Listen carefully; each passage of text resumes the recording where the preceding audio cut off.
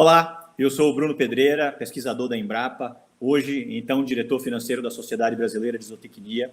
Estou aqui de novo hoje com vocês, agora para conversar com o Gustavo Salvati, que ganhou com a gente agora na cerimônia, né, de premiação da Sociedade Brasileira de Zootecnia, que ocorreu agora em dezembro de 2020, o prêmio Professor Otávio Domingues, de melhor tese defendida no ano de 2019.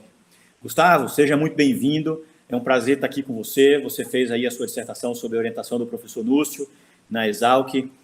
Conta um pouquinho para nós como é que foi isso, um pouquinho da sua trajetória, como é que você, né, chegou até aqui, esse momento, a ponto de, né, da tese ser reconhecida o suficiente para ser premiada aqui na Sociedade Brasileira de Zootecnia. Obrigado, Bruno. Boa noite. É um prazer imenso estar aqui com você hoje. Vou contar um pouquinho da minha história aí. Sou natural de Coronel Pacheco, pertinho aqui de Juiz de Fora. Meu pai é técnico agrícola também, trabalha na Embrapa Gado de Leite. Minha mãe também trabalha na Embrapa Gado de Leite.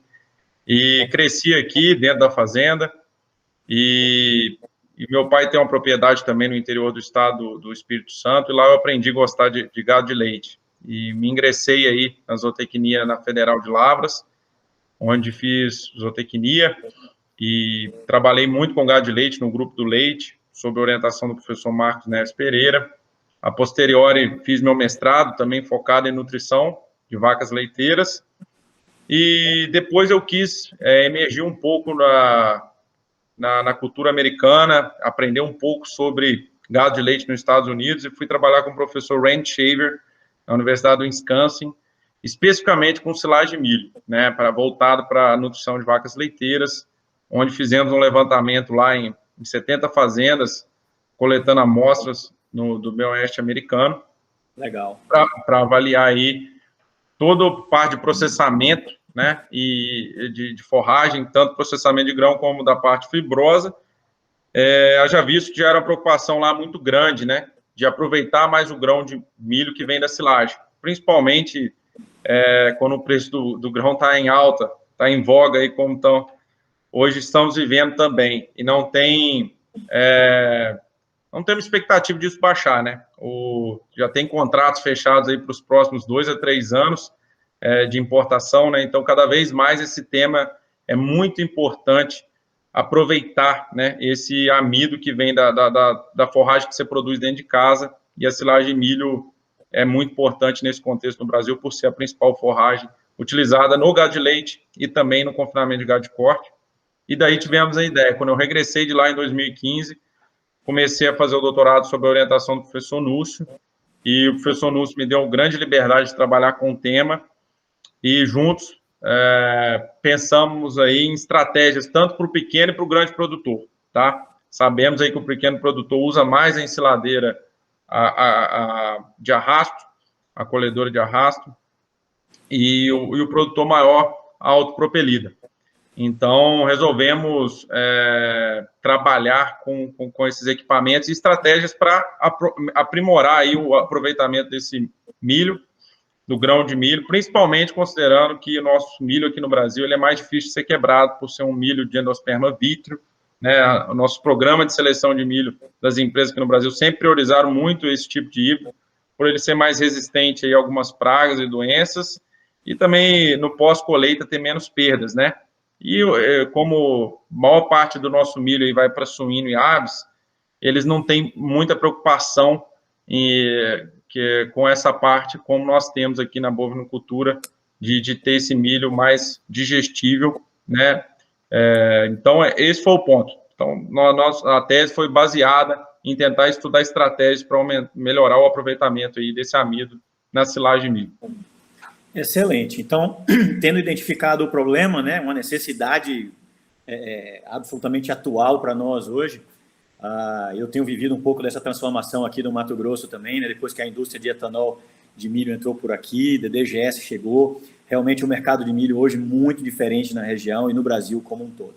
E daí nascem seus tratamentos, né? Nasce a hipótese do seu trabalho, que é buscar melhorar essa colheita e usar melhor essas máquinas. Como é que aí vocês elaboraram isso dentro da tese? Tá, nós fizemos, na verdade, 4 experimentos, tá? Primeiro, com a colhedora de arrasto, nós tentamos pensar, hipotetizamos o seguinte, vamos tentar interferir no processamento de dois formatos, né? Na colhedora de arrasto seria o quê? Alterar o tamanho de corte, né? A gente sabe que na colhedora de arrasto convencional ela não tem rolos para quebrar o grão, então o processamento é feito pela faca, né? Então, a partir do momento que você reduz o tamanho de corte, na literatura é bem descrito que você aumenta a chance de quebrar esse grão, tá? É o que a gente tinha na cabeça, né? E tempo de estocagem. A gente sabe que quando a gente estoca, a primeira barreira, né, para a digestão do amido é qual? É o pericarpo. Então, primeiro tem que romper aquela camada, né, fibrosa que recobre o grão de milho, né, que é o pericarpo. E aí, no caso da colhedora de arrasto, é com a faca, né? E depois, quando a gente ensila isso, a gente tem a segunda barreira de digestão do amido, que é o endosperma vítreo, né? E ele é passível de ser desmembrado desde que você exponha, né? Se você quebrar o pericarpo, as bactérias dentro do silo conseguem fazer a proteólise dessa matriz proteica que revolve o grânulo de amido e fazer que ele descole, né, um do outro e aumentar a digestão no rumen.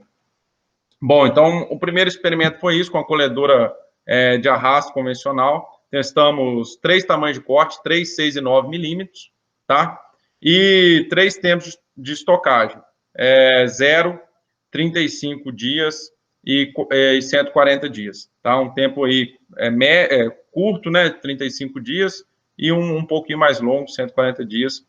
E para esse primeiro experimento que a gente observou, professor Bruno, que chamou muito a nossa atenção, foi que reduziu o tamanho de corte e não aumentou o processamento, tá? A gente tem uma medida que a gente chama KPS, que é Kernel Processing Score, seria uma nota de processamento do grão, que nada mais é que a porcentagem de amido que passa por uma peneira de 4,75 milímetros. Por que essa peneira? O pesquisador Dave Mertens, que desenvolveu o método, ele viu que um grão de milho quebrado em 4 pedaços era passível de passar por essa peneira. E ele falou que um grão quebrado em 4 pedaços é uma medida de processamento ideal. Mas aí você pode me perguntar, Gustavo, mas por que não é a porcentagem de grãos abaixo de 4,75 milímetros? Por que o amido? Porque a amostra chega no laboratório, a silagem de milho é fibra mais amido, né, no grão de amido, no grão de milho, né? Só que você não tem como estratificar isso manualmente. Qual que é o único nutriente que você só tem no grão e não tem na fibra? É o amido. Então, por isso que ele fez essa porcentagem de amido abaixo da peneira de 4,75. Então, ele chacoalha a amostra lá nesse equipamento que tem essa peneira de 4,75 milímetros, ele dosa quanto de amido ficou em cima, embaixo, e quanto ficou em cima, né? Então, ele tem gramas de amido em cima e embaixo. E ele divide o de baixo pelo total, pela soma dos dois. Aí você tem essa porcentagem. Nesse formato, quando o KPS é abaixo de 50%, ele é tido como ruim, tá, professor? De 50 a 70, adequado, e acima de 70, excelente, tá? Então, nesse formato, a gente colheu esse híbrido de milho para esse experimento. Era um híbrido extremamente vítreo, estava com 34% de matéria seca e a vitriosidade de 65%, que é o híbrido nosso brasileiro, assim, né? Bem representativo. E reduziu o tamanho de corte, não interferiu, tá? Não interferiu de maneira alguma. O KPS foi 26%. Entre os tratamentos, 26%, 25%, assim, bem baixo. Né? Quer dizer que só 26% dos grãos de milho estava quebrado em 4 pedaços. E aí foi esse desafio que nós tivemos aqui. Realmente não funcionou. Quando a gente foi ver o tempo de estocagem, a gente já tem alguns relatos na literatura que se você estocar, você aumenta esse processamento de grãos, esse KPS. Mas como assim, Gustavo? Porque quando você quebra o pericarpo e você permite que a ação bacteriana proteolítica, esses grânulos de amido vão se descolando, então ele estava ali unido, né, no tempo zero, na hora da colheita, mas depois ele descola, e na hora que você faz a análise do KPS, esse KPS aumenta, tá? Esse processamento melhora. Então, esse foi a gente achou que ia melhorar, mas não conseguiu melhorar. Por quê? Porque o KPS já estava muito baixo. Leva a gente a entender que tinha muito grão inteiro, e com grão inteiro não tem como a bactéria agir, né, da maneira que a gente esperava. Então, esse foi o primeiro experimento. O que ficou de lição para a próxima pesquisa, para esse tipo de colhedora de arrasto sem cracker, né? que é o que nós mais temos aí no Brasil. Precisamos, talvez, colher mais cedo nossas roças, tá? 34% de matéria seca está muito alto para esse tipo de colhedora. Então, a gente acha que, para esse tipo de estudo, tem que ter uma interação colhedora e maturidade da planta, momento de entrar na roça, porque essa colhedora ela é mais desafiada a quebrar esse grão de milho vítreo, tá? O segundo experimento foi, a gente testou uma colhedora nova de arrasto, que tem o Kraken, tá? 2 marcas aí no mercado já lançaram esse tipo de colhedora, e comparamos com a colhedora convencional, tá? E aí, nesse caso desse experimento, a gente resolveu fazer uma medida diferente do KPS, mas que é bem próximo. A gente pegou essa amostra, as amostras, separamos ela em água, a fibra dos grãos de milho, dá para a gente fazer isso, a gente seca 1 quilo de amostra, põe numa bacia, e o grão vai afundar, a fibra flutua, a gente remove a fibra, drena a água, pega esses grãos, seca, e passa pelo mesmo equipamento que faz o KPS, mas aí a gente faz a porcentagem de grãos abaixo de 4,75 milímetros. Aí sim eu estou trabalhando com grãos abaixo de 4,75 milímetros. Nós conseguimos fazer isso, o laboratório comercial não faz, porque ele não vai ficar separando fibra de grão, mas era um jeito mais barato do que dosar amido.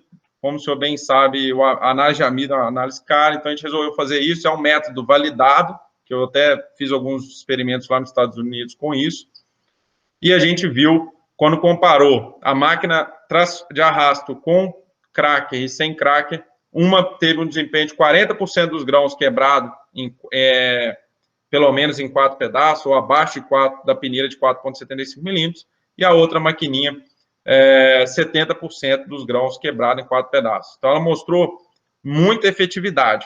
Essa foi um segundo projeto que a gente fez. O milho, nesse caso aí, estava com 33% de matéria seca, tá? Isso foi uma roça, esse experimento foi tocado em colaboração com o Instituto Federal de Colatina, no Espírito Santo. Fizemos esse experimento lá. O terceiro experimento de balde, também que a gente fez de mini silos, foi com a automotriz. Tá? A gente pegou a automotriz e testamos 3 tamanhos de corte, bem similar com o primeiro, o formato do primeiro experimento, só que na automotriz o menor tamanho de corte que a gente consegue é 6 milímetros. Então a gente fez múltiplos de 6, 12, 18 milímetros, tá? E 0, 35 e 140 dias de estocagem. Tá? A roça foi a mesma do primeiro experimento, com 34% de matéria seca, um milho com vitrosidade de 64, 65%. Aí já foi interessante. A automotriz mostrou que quando você reduz o tamanho de corte, você é capaz de melhorar esse processamento de grãos. Então, a gente conseguiu aí processamentos acima de 50%, KPS acima de 50%. E o interessante é que aí, quando a gente estocou, por esse período de 35, 140 dias, o KPS aumentou 10 unidades percentuais, tá? Porque a gente permitiu que as bactérias, agora com o pericarpo rompido, conseguissem degradar. Então, você quer degradar a proteína que revolve o amido e impede ele de ser digerido no rumo, e agora ele pode ser digerido. Então, o que é a lição disso? Para você usufruir da vantagem no tempo de estocagem, você precisa quebrar o pericarpo. Se você não quebrar, você não vai usufruir dessa ferramenta gratuita que você tem na sua fazenda, que é o tempo de estocagem, te ajudando também nesse sentido. E, por fim, no experimento 4, a gente falou, vamos testar nos animais. Então, a gente fez um experimento para testar nas vacas de leite, uma dieta exclusiva de silagem de milho, para elucidar mesmo o resultado. Então, a gente testou 4 tratamentos. O primeiro, a colhedora de arrasto, regulada para 6 milímetros, tá? Que é um tamanho que é muito usado aí pelos produtores. A automotriz no 6, 12 e 18 milímetros, tá? Nesses 3 tamanhos de corte. E o interessante que a gente observou, professor, que aí a dieta a gente usou polpa cítrica, milho moído fino, farelo de soja, uma fonte de farelo de soja bypass. Como estávamos num período de verão, fizemos uso de gordura protegida de palma, mais uma fonte de mineral. E os resultados foram bem interessantes, né? O que a gente observou que teve uma diferença muito nítida em produção de leite, tá? Puxou 1,2 litro de leite quando a gente comparou a automotriz no 6 milímetros com a tracionada no 6 milímetros. Ou seja, mesma dieta, só porque você mudou o maquinário, você puxou 1,2 litro de leite, tá? Então, isso representa uma economia muito grande para o produtor, porque se aproveitou mais o amido que você mesmo plantou, né? Então, a gente investigou mais isso, observamos que realmente teve um aumento na digestão do amido, na glicose plasmática, os resultados foram bem casados. Reduziu o nitrogênio ureico do leite, que é uma resposta que a gente sempre espera quando aumenta a disponibilidade de amido no rumen, tá? E foi bem interessante quando a gente fez essa comparação. Aí depois a gente comparou os 6 com 12 milímetros. E os resultados produtivos foram iguais, tá? Foram bem próximos, só que o 12 milímetros teve uma ruminação maior. Ambos da automotriz, né? Ambos na automotriz, Vamos supor assim, ó, o problema de processamento está equalizado, agora vamos preocupar com a fibra. Exato. Então, quando a gente foi para 12 milímetros, ele teve um tempo de ruminação maior. E aí a gente decidiu medir um marcador de acidose ruminal, acidose subclínica, que chama amiloide A, que é uma proteína de fase aguda, que ela é liberada na corrente sanguínea quando se tem uma invasão bacteriana dentro da corrente sanguínea, né?